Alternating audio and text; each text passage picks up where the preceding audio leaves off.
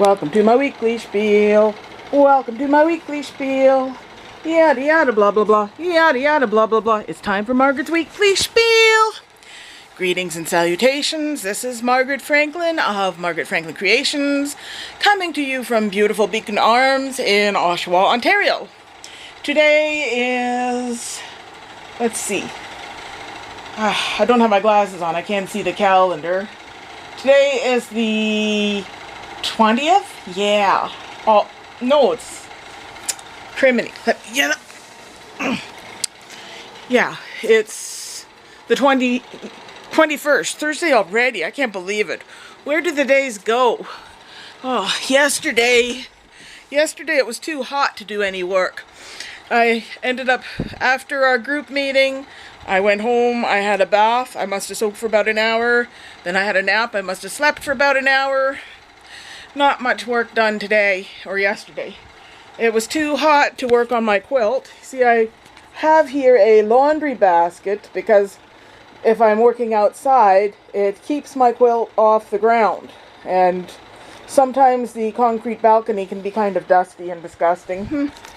And since I didn't have the, work on the quilt, I decided I would start my next coloring book quilt. Might work on it sporadically because I want to work on an armored horse quilt too. Like, this is one of my scenes from the second coloring book, or third, the way you may look at it. Once around is never enough. It says, "Have you indulged your inner child lately?"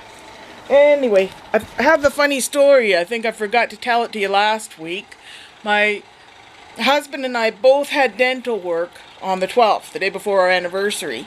And I just had to have a couple fillings. He had to have a tooth extracted, which required anesthetic. So he came home before I did, and he was still asleep. We carried on a whole conversation while he was asleep. And I said, "I'm home, I'm going to take a nap." He said, "Okay, you do that," or something to that effect.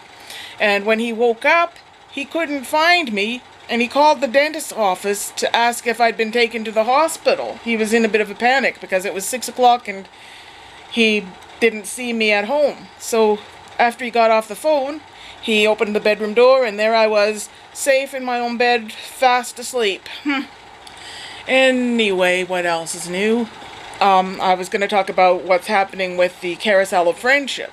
The Carousel of Friendship is a project that I started years ago because it was originally called the Autism Awareness Carousel.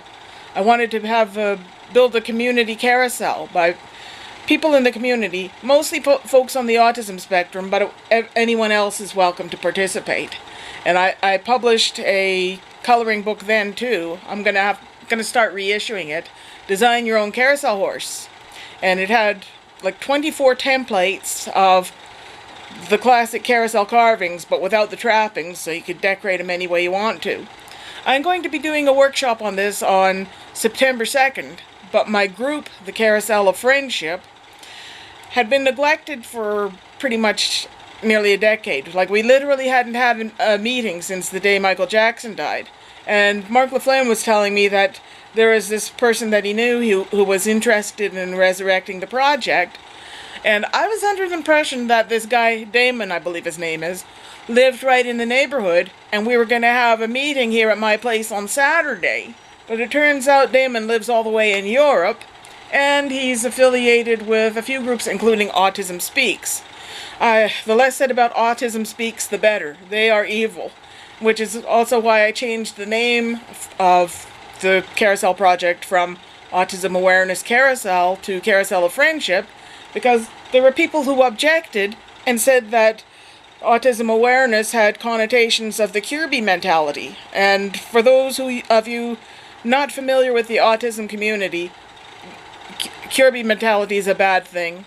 People, like, ever since I was in kindergarten, and I didn't even know I was autistic then, people have always been wanting to fix or change me, and people are always wanting to fix or change people who are autistic. They want a cure for us. Like, it's not a defect, it is a different way of being. And to try to change that, there are nasty repercussions. people have done a great deal of damage trying to change us. Anyway, back to what I was saying.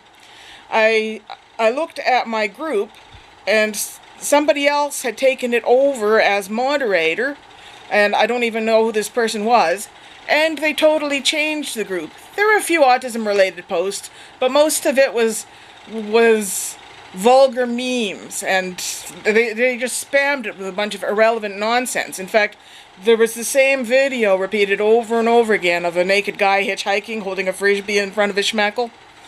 And I wanted to delete this group. I created it, but I couldn't delete it because someone else had control about it. But so I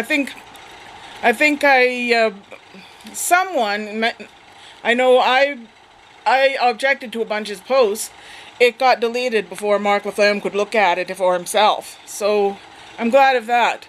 I don't know if the Autism Awareness Carousel project will ever be up and running again. Oshawa probably needs a carousel like we need a screen door for a submarine. There are more pressing issues more important than a carousel. We have so many homeless people. There's so much poverty. The cost of housing is ridiculous. The amount of money people on disability gets is ridiculous. Like, who the fuck can live on $1,100 a month? Most rents are more than that. And most landlords charge more than that as a silent discrimination, so they don't have to deal with people who are on disabilities. We're not all difficult.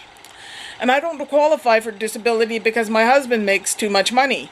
You can't get disability unless you have a combined household income below $1,100. How the hell are you supposed to live on that? Really? Seriously?